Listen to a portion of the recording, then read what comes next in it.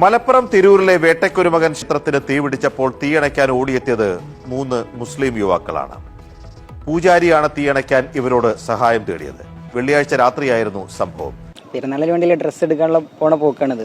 അപ്പോൾ ഇതുവഴി പാസ് ചെയ്യുമ്പോഴാണ് ഈ പൂജാരി അടക്കം ഇവിടെ ഇങ്ങനെ തീ അണക്കാൻ ശ്രമിക്കുന്നത് കണ്ട്. അപ്പോൾ ഞങ്ങൾ വണ്ടി ഇതാ കുറച്ച് അപ്പുറമായിട്ട് നിർത്തി വെച്ചിട്ട് ഞങ്ങൾ 3 പെട്ടെന്ന് എന്തോ ഒരു മനസ്സിൽ തോന്നി അവരൊന്ന് ഹെൽപ്പ് ചെയ്യാന്നുള്ളത്. എന്നിട്ട് ചോദിച്ചു, നിങ്ങൾക്ക് അമ്പലത്തിലോട്ട് കയറാൻ പറ്റുമോ, പ്രശ്നമൊന്നും ഉണ്ടാവില്ലല്ലോ എന്ന്.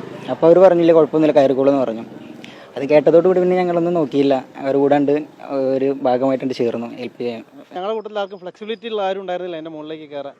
ഇവരാണെന്നുണ്ടെങ്കിൽ അവർക്ക് കയറാൻ അവർ റെഡി ആയിരുന്നു. അതിന് സന്നദ്ധത അവർ പ്രകടിപ്പിച്ചതുകൊണ്ട് അവരോട് കയറിക്കോളാൻ പറഞ്ഞു. പക്ഷേ ഇതിലൂടെ കുറേ പേര് അങ്ങോട്ടും ഇങ്ങോട്ടും ബൈക്കിൽ പാസ് ചെയ്യുന്നുണ്ട്. പക്ഷെ അവരാരും ജസ്റ്റ് വാച്ച് ചെയ്യാന്നല്ലാതെ ആരും ഇങ്ങോട്ടേക്ക് സഹായിച്ചത്.